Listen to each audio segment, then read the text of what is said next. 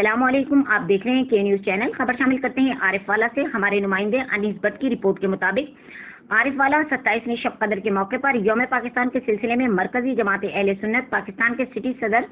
رانا غلام مصطفیٰ کی جانب سے معززین شہر کے اعزاز میں افطار ڈنر دیا گیا۔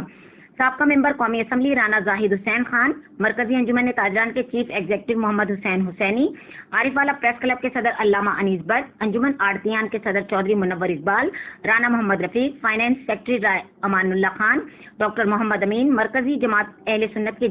ضلعی ناظم اعلیٰ محبوب گل، معروف عالم دین علامہ دین مختار احمد عارفی، علامہ محمد طارق جمیل قادری، شیخ عبدالجبار، سینئر صحافی حافظ محمد ارشد ساقی، ڈویژنل ناظم سید